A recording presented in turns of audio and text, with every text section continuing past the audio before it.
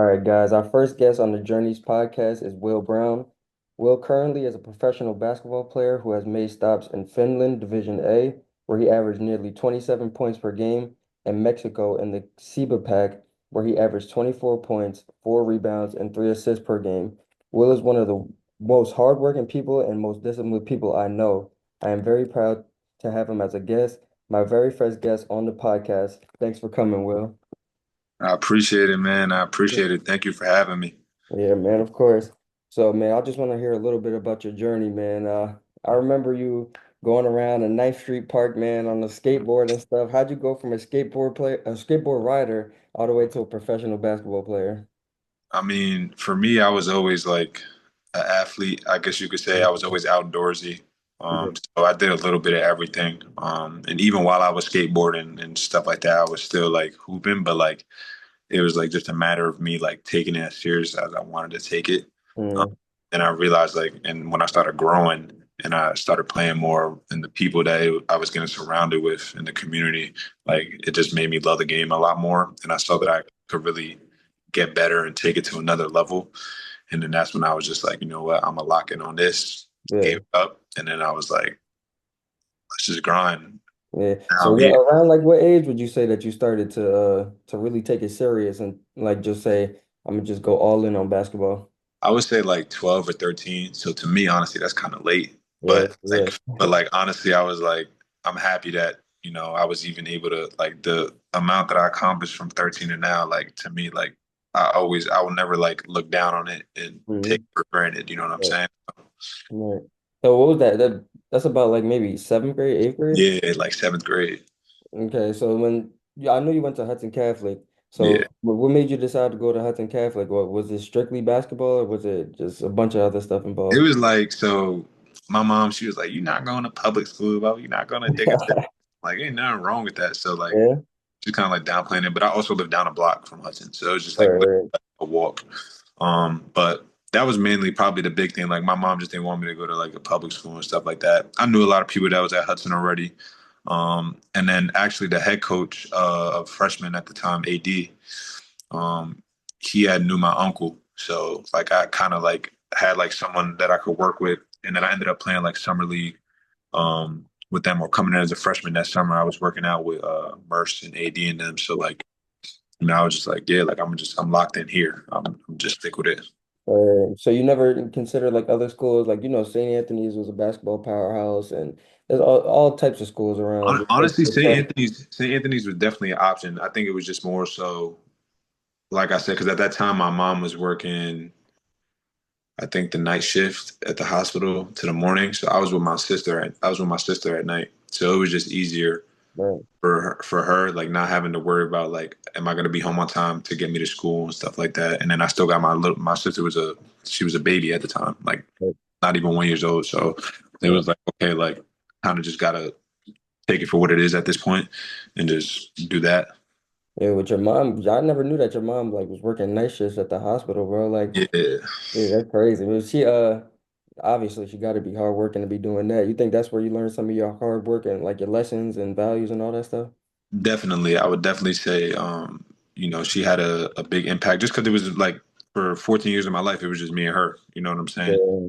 And obviously, like, I have my Kim and my stuff now in my life, but like the first 14 years of my life, it was just me and her. So Right. definitely like seeing her, work those late nights just to, come here and help me, support me, help me go to school and stuff like that. At least I can do is just work hard, you know? Right. So, but I remember in high school, you weren't like you. They had you like freaking center power forward, right?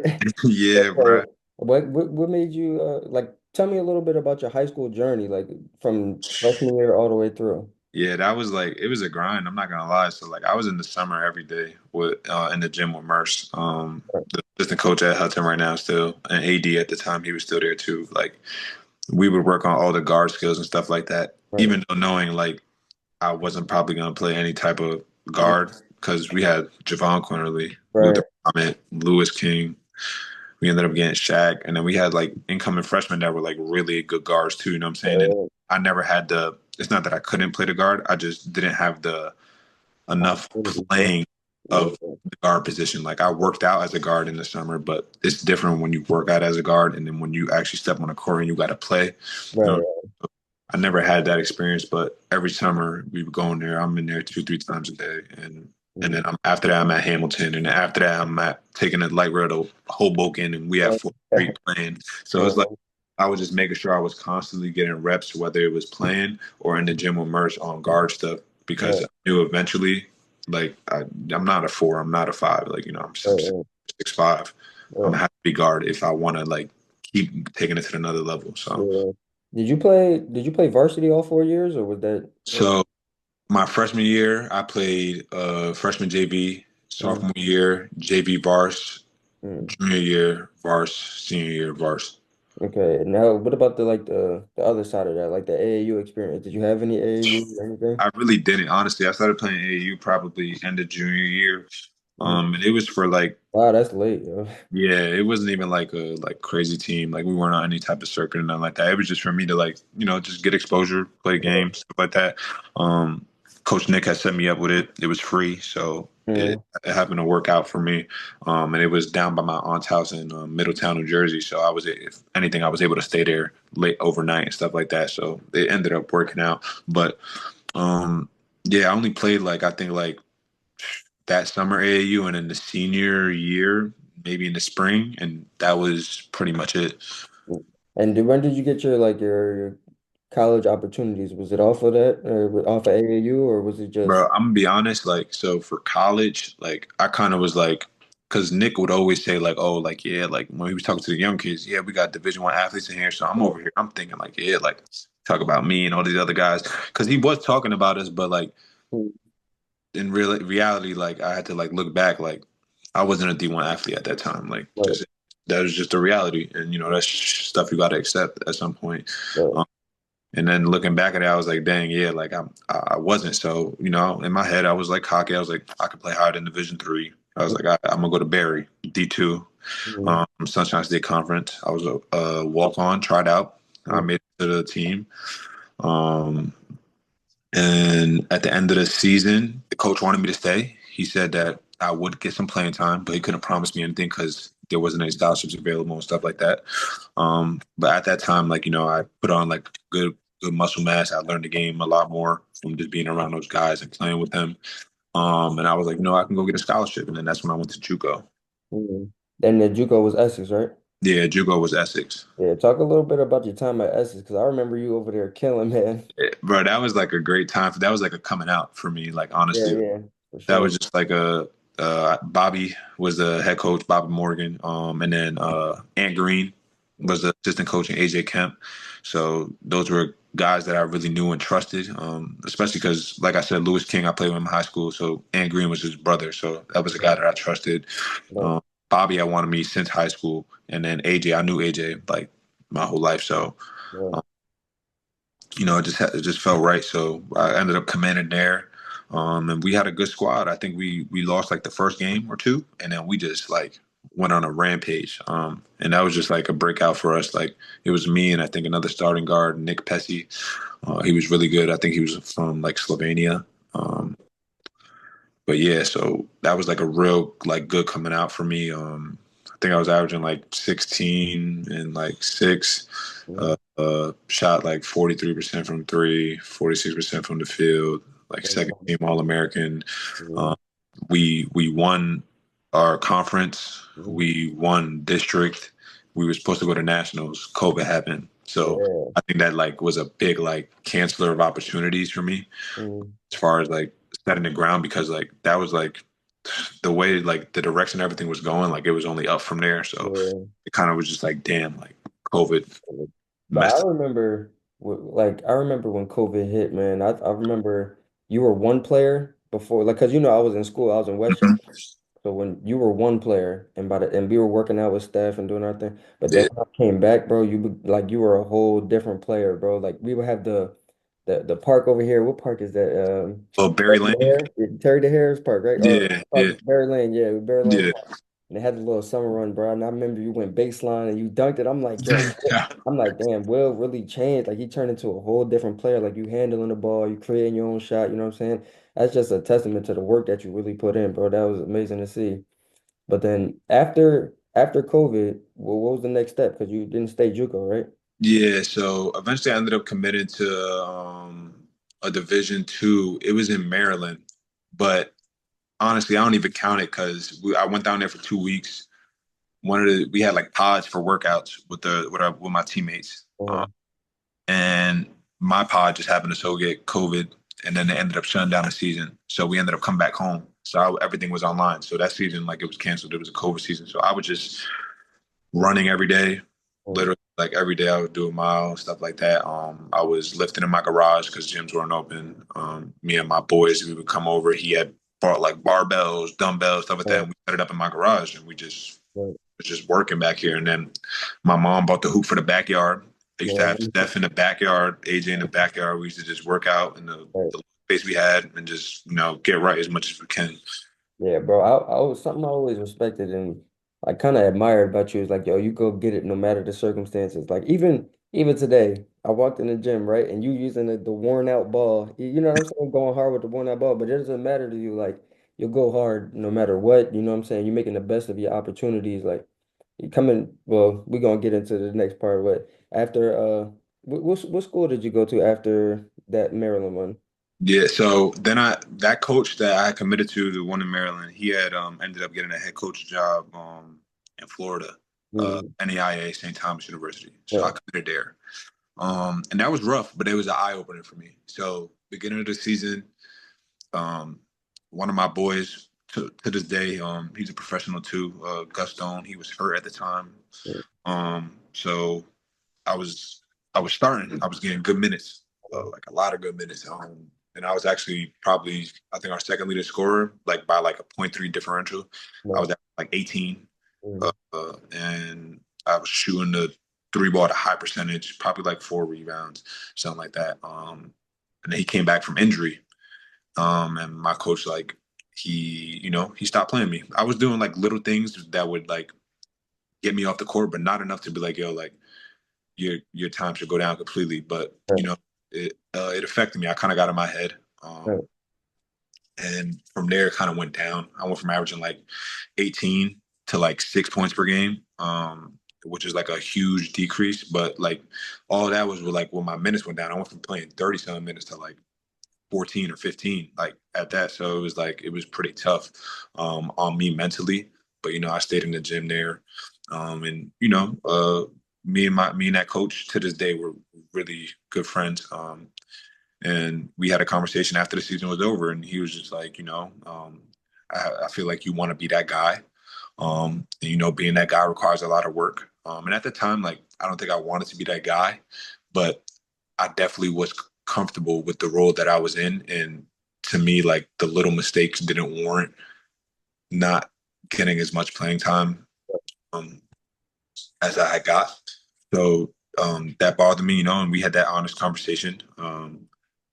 And then I was like, yeah, like I think I just need to be closer to home because mentally I just wasn't there. And then that's when I like committed to NJCU. So I went home that summer. We was in Branchville playing. Um, right, I started, feeling fine again. But I was like, I needed that because everybody thinks, it's sweet and that like you're not gonna go through the hard times. Everything's just gonna be given to you. But like, bro, like anything could happen. Like you could do everything right. You could be that guy in practice. You could be wilding in the games.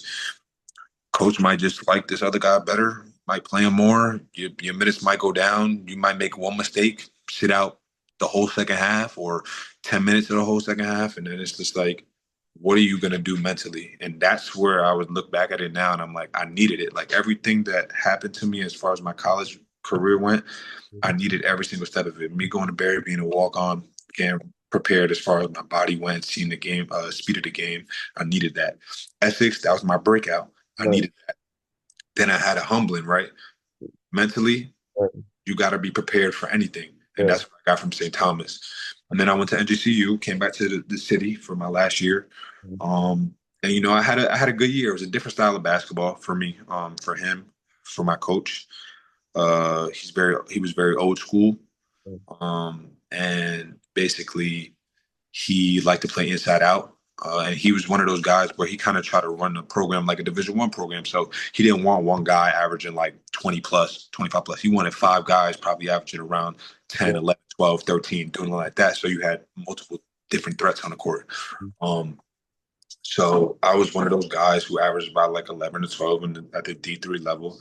But it really opened up. I always like loved the mid-range game and even like working out with Steph, but playing with Coach Brown like really did help that because I didn't have the ball in my hand. I was a wing. I played the wing for sure. I played the 2 and 3, but I didn't have the ball in my hand as much. So I had to find ways to score within our offense without having the ball in my hand, cutting, curling off screens for shots, maybe get into a one dribble pull up, shot fake, one dribble pull up, two dribbles. So stuff like that, get into the backboard, attacking the basket. So that really helped my game a lot. And honestly, I don't think it was a bad season as far as like for me, like statistically wise, but as far as like from a team overall standpoint, we just weren't there. So like Mm. I kind of like was like, damn, like this is a bad like way to go as a senior, but at the same time, like I made the most of what I could with the opportunity that I had Right. and within the game. So Yeah. Do you feel like, like, because I feel like you've seen every role in basketball. Like you've been the guy, you've mhm. been maybe the fourth or fifth option in your high school teams. You know what I mean? Like there's times where you didn't play, or you had, you know what I'm saying, when you had your minutes taken down. Do you feel like do you feel like playing at you were used to it at that point and NJCU, were like you couldn't just adjust because you've been in every Yeah. situation? So like for me, it was like, you know, uh, never get too low, never get too high. You Right. know what I'm saying? Mhm. You can't let your highs break you. That's what I'm saying. You can't let the lows make you. So like that's one quote that I really like. Mhm. And I live by it, So at NGC, I was playing around like 27, 28 minutes, but I knew that, like control what I could control. The shots that I'm gonna get, I got to take those shots because those are probably the only shots I'm gonna get within Right. that game setting. And Right. then the games that I'm hot, just keep trying to get to that stuff, and then everything else is gonna open up. And at that point in my career, I was carrying it out as like the whole game was mental to me because I already know physically I put the work in, so I wasn't worried about who was in front of me or any of that, anything like that. It was more so, understanding that the game is full of runs, Right. that some days is just not your day, Right. and then being able to adjust to that and keep pushing forward. Right. Damn, where do you think you learned some of that stuff though? Like, like just continue to work, like no matter what's going on, the ups and downs, minutes, not getting minutes, shots not following, you playing well, all these things. What made you continue to just say, all right, I'm just gonna put my head down and work regardless? I think it's just because like I really want it. Like I really am in love with this game. Like I Right. love getting better. You know Right. what I'm saying? So like seeing like the little improvements, like even like today, like before you walked in and I was working out, like when I was getting into some of the moves that I was doing as far as working my mid range, I was like, okay, like I was slowed down. I'm like, okay, like I need this pace. Let me Mhm. see. I run it back, change my pace, get that going. I'm like, yes, like this is the one. You know what I'm saying? That's the type of stuff like that excites me. You know what I'm saying? Right. Because Right. so much more that you can learn. Right. Um, and other than that, like it was just for my family. Like I said, like Kim in my life now, like that's my fiance. Mhm. So like I got to provide for my family. You know what I'm saying? So like this is like my job. So I'm just like, all right, like I put in so much work into this. Like I got to get something out of this, and I know I'm talented enough to take it to that level. That's You know what I'm right. saying? So I was like, you know what, like that. That's why I'm doing this. You know what I'm saying? And that's where I think the hard work came for. And I think the doubters and the haters too. Like, you know what I'm saying? Like at the end of the day, like you hear what you hear, like, but like people always talk.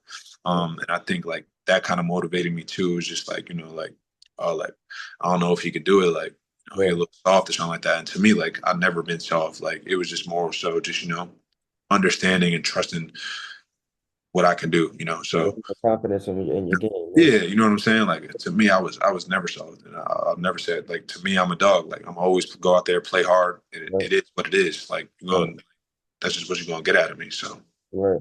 I wanted to ask you, man, I can't remember if it was before you went to play professional or in NJCU. I remember you telling me that you were thinking about proposing to Kim on senior night, but I don't know oh yeah, when did that take place? When did you do that? yeah. So I wanted to do a senior night, but I know Kim, so like I knew like she don't like being around a lot of people, like being put on the spot. Like, you know what I'm saying? So Right, right, I can't do it in front of a bunch of random people. So I right, was like, no. right, After I got my first gig, like signed contract and everything, I was like, you know what, I need to make it official before I go over there right. because I'm taking this next chapter in my life as far as playing professionally. Now I can take this next chapter in our relationship, you know what I'm saying, and take it to another level. So I ended up proposing like a month before I left. So Mm, I think it was May 18th. I mm. proposed. So That people don't know, man. That's a high school sweetheart situation right there. bro, You guys been together for years, man. 10 years, bruh. 10 10 years. years? 10 years. This Yeah, past December made 10. that's crazy, man. But like back to the on the basketball tip. So how did you after the season, after your final game of at NJCU, Mhm. what was the next step? Like how did you go about finding an agent or like did they hit you up or did Yeah, you contact so them? Jalil Lord, you know Jalil, Yeah, he was going to this event hosted by the Handy Agency, which is the agency I'm with right now.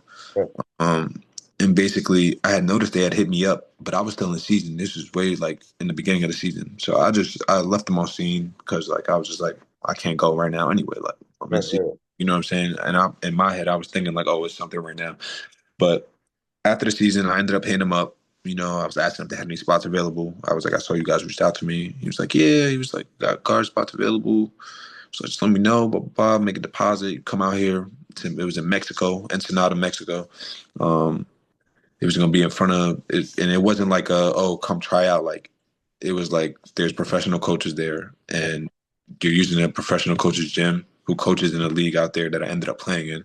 Right. And then it's live streamed in front of all these coaches too. So like you were there for the most part. If you did what you had to do, um, Get opportunity. I think almost everybody there left with a contract or interest. You know what I'm saying, or like doors open for them. So I ended up hitting the guy up, and he was like, "Yeah, like you know, come." It was end of March. I think it was March 29th and 30th.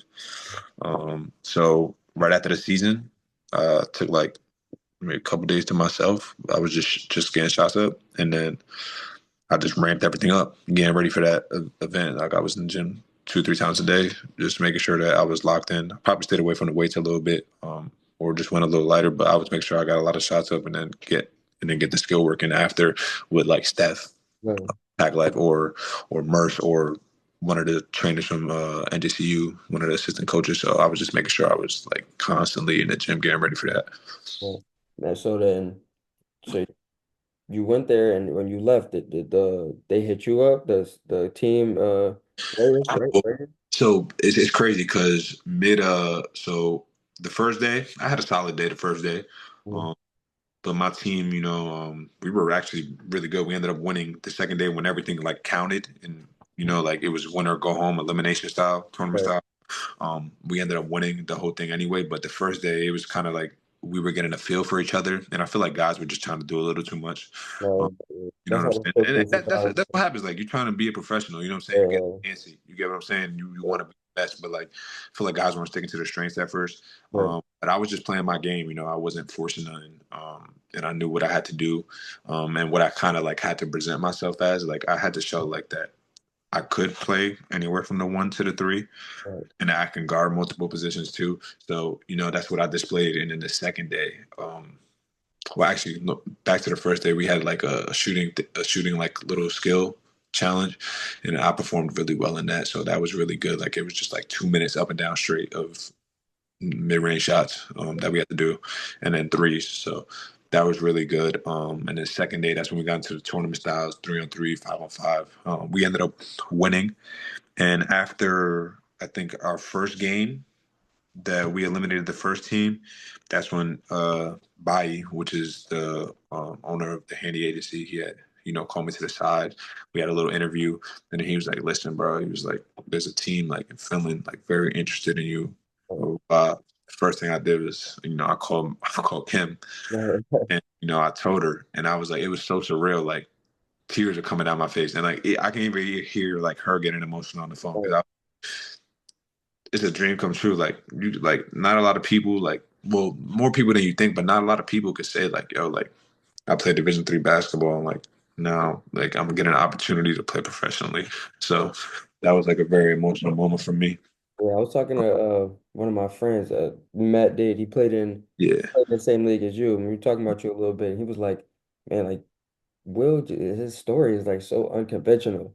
Like, it's not like a high major D1 guy, and then those guys, you know what I'm saying? It's like yeah, I want to see it. Like their journey is like this, and then they end up being a pro. And it's yeah, like Will came from here, then he went here, then this happened. You know what I mean? And a bunch of things happened. Man, that's just a credit that you stuck through it all, and you just put your work in. You know what I mean? And stay consistent, and then you went out there and you killed everywhere you went. You know what I mean? You took advantage of your opportunity everywhere you went.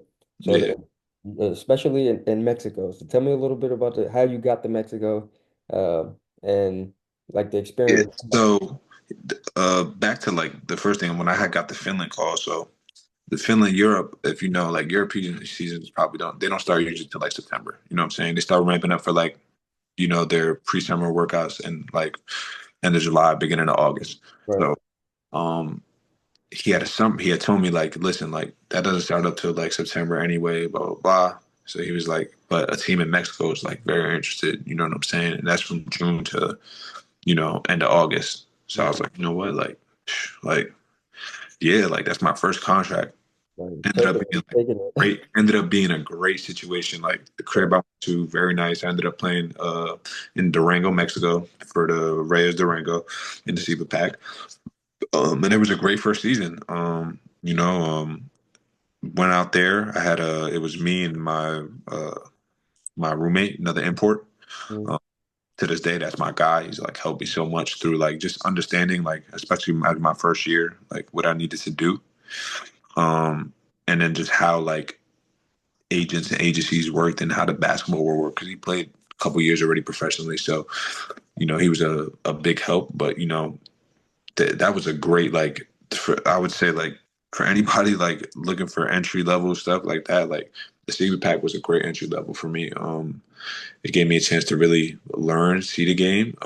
Obviously, it's a different style of basketball from Europe, but it was very like helpful, and then it was a lot of games. I'm gonna be honest with you. Like I literally played 24 games in 2 months. Like that's like insane.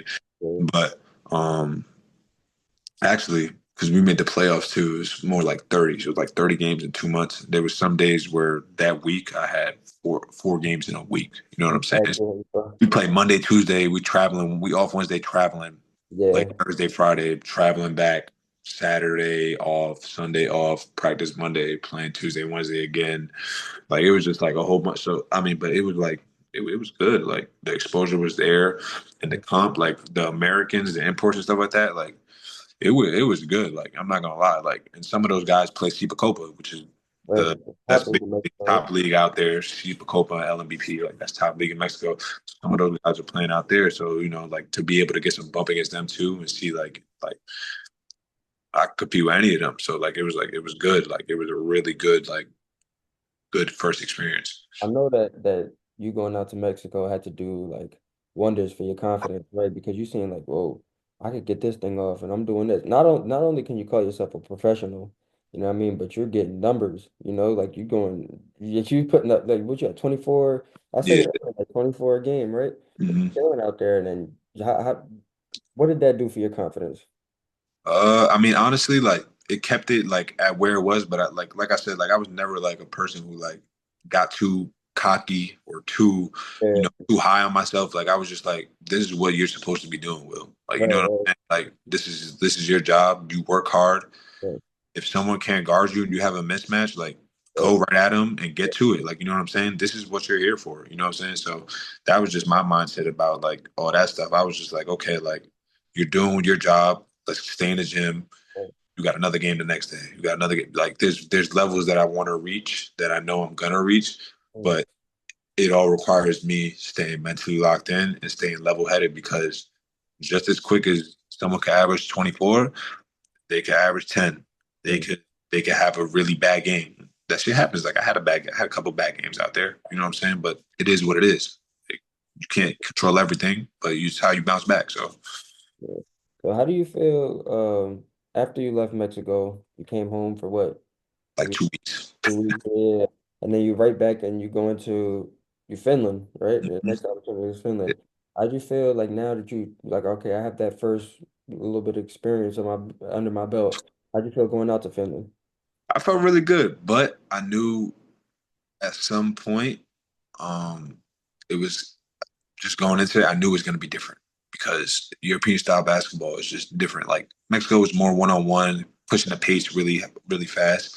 And Europe, you can play at a high pace. I've seen there's teams that do it, like you know what I'm saying. But it's a lot of cutting, it's a lot of moving without the ball, it's a lot of filling back up. You know what I'm saying? You're gonna have those ISO opportunities, but after you get all those cuts off all those movements in, you know what I'm saying? You're gonna run your sets. You're gonna get open the Yeah. shots you're gonna be like, oh shit, like I'm open. I need to shoot the ball, like, or I need to get to this spot, like I can get here. You know what I'm saying? So it was definitely like different, and I prepared myself for that going in. Like I knew I was like, okay, like you're gonna have to adjust, Will. So let's be open minded about everything. You had a solid year in Finland. You put up some great numbers, and now I know you're setting yourself up for like some better opportunities. You know what I mean? Getting reached out to teams in the top leagues, and just making a jump in Europe. It should be setting yourself up. Like outside of that, how are you adjusting to being away from home, really, and being overseas with the time difference and everything? Because I know you have a fiance and Yeah. that misses you, and you have your mom and your sister. You know what I mean? So how are you adjusting to that? So I mean, like for me, it's more like I'm doing it for, them, So like to me, like it's kind of like, all right, like for me, it is what it is. Like the time Right, difference, okay? Like I'm grinding because I'm in love with this game and because right, like this is my job, this is my family. Like I gotta like, provide for them. right, Um and I gotta work my way up. I'm a rookie, you know what I'm saying? So like I gotta build my resume. So I right, gotta do whatever it takes. And then as far as, just adjusting to being out there with the time difference, like every day after practice, like I will call my fiance, I'll call Kim, and we'd be on the phone. Like I probably wasn't going to bed, I'm be honest, till like 2, 3 in the morning out there. Like just that's just what it was. I remember the first 2 nights I wasn't going to bed till like 6. Like I couldn't fall asleep at first. yeah, the Um, same, bro. yeah, it Well, was weird. It was weird. But after that, I was going to sleep at like 2, 3 o'clock. So we'd be on the phone till about then. And then I had my Xbox out there, so right, I'd wait for my boys to get out of work. You know what I'm saying? yeah, There, and then I play the game with them till like 2, 3 because I was like, I could chop it up. We could talk. right, right, Yeah. So it was, it was that's what kind of like just kept everything normal. And then other than that, I was doing what I love. So like I was like, I'm right, hooping. I'm working out in the morning, and I had like a kind of like a strict schedule. I would do Monday, Wednesday, Friday, where I was lifting. Monday would be like a power day. Wednesday would be explosive and like a lot of movement, just right, lateral movement. And then Friday would be like more of a mobility day, a lot of stretching and stuff like that. right, Doing like the little core stuff like that, stuff that I would do on Mondays and Wednesdays, but just focusing more on just recovery. mhm, And then I would also be getting up at like 9 because my coach would work us out in the morning, so we'd have like a morning club and we right, work. Um, there was a lot of basketball. By the time I was done with my day, like it was nighttime. Like so, right, just like okay, like it's cool. Like mhm, my day done. I'll stretch, hop on a game. I was actually I'm still in class at NGCU, so I was taking my class right, online. right, So I would like whatever work I had to do, I would just be doing that. right. Um, and that was, that just kept me busy most of the day. And then they set me up with a good situation out there, as far as like food and stuff like that. So I was good. Yeah. Um, so now, well, first I want to ask you, like, how did the season end in over there in Finland? Like, I know you guys had a pretty good year, but or individually you had a pretty good year, but how'd the season go overall? So honestly, it was a good. I can't say it was a bad year. It was a good year. Why? Because that team that I was on was in the B division Mm, before. They had won out, which nobody thought they were going to win out. So they went out and then they were able to move up. So they went up to the A division. And the coach was like, hey, like, if we're going to the A division, we need an American. right, right, And the problem was they were like, yo, like, we don't know if we're going to be able to get an American with the funds that, that we're going to be able to pay this dude. Like, you know what I'm right, saying? And, I knew that coming into it. But to me, it was just like, and when my agency had explained to me, like, it's a really good league. right, All the teams have 3 imports, right, and you have teams from top leagues that have teams in the A division. They go up and down. You know what I'm saying? right, So, um, it was a really good opportunity for me. And, I understood that. And being a rookie, you know what I'm saying, and making my way into Europe, I knew that I would have to have some type of sacrifice. You know what Yeah, I'm saying? yeah, Like, you don't get nothing without sacrifice. And you can't, as a rookie, especially with me coming from the Division 3 level, think that you about to get handed stuff or handed a $2,000 to $3,000 contract just to start. Like, you know what yeah, I'm yeah, saying? right, Like, only the highest Division 1, mid to high Division 1 players going out of college right, and going overseas right away and getting them 5, 6 figure contracts. Like, you know what yeah, I'm saying? You yeah, playing Division 2, Division 3, like, it's a grind. Like, yeah, that's just what it is. But once you set yourself up in a good situation, you know what I'm saying? Like, it could really, you can see things really change for you. But you just got to stay with it and understand that it's gonna take time yeah. and maybe more than you think. But once you get the ball rolling, if you stay Yeah. consistent with it, everything else will pay off. Yeah, it's not just because you start in maybe like not with the best money situation or even the best league situation, but if you keep getting better, things will fall into place, man. The hard work, you stay consistent over time, that the league will become a little bit better. The money will come a little bit better. Yeah, You can't reach where those guys that went mid-major, high major, you can't reach that point with the same level that they are at. yeah. Man, I'm I, super proud I of you. think it helped. Like we were always like in when we were home in Jersey, like we'd be Yeah, playing in the Hoosville Pro-Ams, yeah, yeah, Pro City. You know what I'm saying? Like yeah. we was outside playing against pros. Like you know what I'm Yeah. saying? And Like the guys that are on and those levels guys, of the guys that are either overseas already or played high Division 1 basketball. So I'm like, yeah, we bumping with these dudes and we still yeah, doing what we do. Like I ain't yeah, worried about who on the other side. You know what I'm right, right, saying? right, right, right. It was just, it was a good situation, like I said. And then on top of that, like my living situation was good. My food was taken care of, my meals. So like, what could I really complain for? Like, if you took away all that, the apartment, the food and stuff like that, it could have easily been like a $5,000, $6,000 contract. You know what I'm saying? But they provided that for me. You know what I'm saying? Yeah, People don't take that into account. Like, you know what I'm saying? Like how much it is for you to even get out there, how much they're paying for you to stay out there, the meals they send you up with during the week. You know what I'm saying? So you got to be kind of cautious of the things, especially when you're a rookie. yeah, So. right.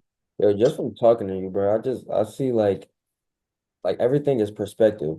Like with you, like you tend to look at the positive of everything. Like, oh yeah, I didn't get the most money, but I had great living situation. I had the best food.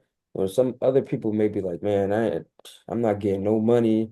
Food out here sucks. The house, like you know what I mean? Or just complain. Oh, I didn't get a car, and just complaining. But like, what makes you, or where did you learn to just always think about the positive over dwelling on the negatives? Cause like I've like you can't let one bad moment like ruin your whole day. Like Yeah, if something goes wrong within the first 5 minutes of your morning, like you're gonna let that ruin the rest of your day. And that's right. kind of like my mindset. Like Yeah. so what? Like something happens, like bad, like or something negative, or maybe the game's not going as what you think. Maybe you arguing with your shorty back home. Yeah, Like like it's part of life. Like that stuff happens. Like you can't stress over nothing that you can't control or change. And that's kind of like that's just how I live my life. Like I'm not surrounded by no negative people. And yeah, and if someone is negative, I try to talk to them about it and yeah, try to help them, see the positives and stuff. Like all my friends, they like a couple of my friends, they tell me like, yo, like I appreciate you. Like you really open up my eyes, stuff like that, to like just being more positive. Cause yeah, that's how I try to live. Like that's really like how I try to live because the more positivity that is vibrant and it really like shifts into other people, like you know what yeah, I'm saying, like how you are. bro. And Just being around you, I definitely feel like, bro, being around you and seeing your work, even, bro, even I was in Tunisia, bro, and I have a couple rough days or something, bro, and then I look at just what you posting on Instagram. I'm like, mhm, I know where his mind is. He posting these things, and I know what he's thinking. I'm like, man, yeah, get on that same wavelength, like, and I'm feeding off your energy now, bro, and like you do that, it definitely is contagious. Like your energy is contagious. Being positive, that's contagious. There's not a lot of people that think like that, bro. So it's like a blessing to have you in my life and have, people like you. You know what I'm saying? Yeah, yeah. I think people like I don't think people understand that like a lot of people have it a lot worse than us, bro. Like I got a house that I come home to, with my mom, my fiance here. I got people who care about me, love me. I have trainers who work me out for free. You know what I'm yeah, saying? My whole life that we trained with since growing up. I yeah, have my grandma's store where she blesses me with food and stuff like that whenever I come home. If I need to get something to eat, if my boys need to get something to eat, if they need something, I can grab something for them. You know what I'm saying? Like, who am I to really complain? Like, there's people who struggle way more, who have way more pressures. Like, there's Mhm. people who go and work 9 to 5s. Like, you know what I'm saying? There's nothing wrong with 9 to 5s, but Yeah, I get to do what I love. Not everybody can say that they're doing what they love. So, like, and that's how I kind of just see life. Like, bro, you're traveling the world, you're doing what you love, and you're not even at your like your highest potential yet. So like, it's just it's crazy. right, right. Well, that's one way to look at it for sure, man. That's a great way to look at it. You know, I hope you continue to look at it like that. Um, but now that the Finland League is over, you know, and obviously going to continue to play, what do you have planned for maybe this summer or what's coming up? Like, what's next for Will? So I mean, I got home about like 9 days ago. And last week, as you know, because we talked a little bit, I just worked out Monday, Wednesday, Friday. Mhm. I would just go run like 2 miles, 2 miles, and then I would do some form shooting. And that was pretty much it. It's gonna give my body like a rest, like you know what I'm saying, like because I had started playing from the last start of my college season. Yeah, Then I went straight into the invitational to get try to get a pro contract. Then I went straight to Mexico. Then I had 2 weeks and went straight to Finland. So I've been playing basketball. Like if you want to think about it, like played 30 games at NDCU, 24 games in Mexico, another 30 games in Finland. I played 80 games in like almost a year and a half. not even thinking about all the wear and tear you put on your body in the summertime. So and not even including all that. So I was like, like I come home, it'll be good to just run and just do some calisthenics. I was just doing calisthenics and form shooting. Right. Um, and that's what I did the first 3 day, Monday, Wednesday, Friday, Tuesday, Thursday, I would just shoot. And that was it. And then this was my first weekend ramping things back up again. So I think the next step for me, I was talking to my agency and we had a little talk too. He's talking to some people on Siva Copa. But he said I really set myself up for, uh, a good opportunity probably in, top league in Finland, or he was like Norway, Iceland. So he was Yeah, like, he's talking to another team in Vietnam. So it's just, kind of just being patient and, yeah, 'cause everybody gets so antsy sometimes. You're like, oh, like, when am I hear back? Like, trust me, like I know, like I I know it's like because it's your job. Like I get it. yeah. Like you can't, but you know, most of the time, an agent or agency, they got other clients too, and And, they got stuff they got going on. They're human beings too, so I kind of take that into accountability, and that's where staying positive kind of stays in there. I was like, I did what I had to do this season. You know what I'm saying? I got my film. It's on YouTube. I sent it out to multiple people. My agency has it. They sent it out. So all I could do is just stay ready and be ready for the call. And, go uh, from there. I think like with that antsy thing, bro, I feel like I'm the worst with that. Like right now, I just recently signed with a new agent, and like already I'm feeling like I want to hit him up. Like, all right, so what are we looking for? Yeah. What are you doing? You know what I mean? But then I start seeing posts like Jesse would post, and he was Yeah. like you don't have to worry. Like God's timing is gonna be there for you. Yeah. Like you don't have to worry. You just you do what you have to do. You control what you can control. Kind of like the things that you said, and Yeah.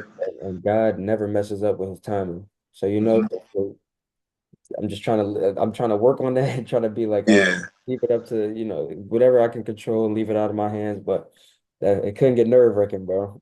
No, 100%. Like I said, it's just about, staying positive.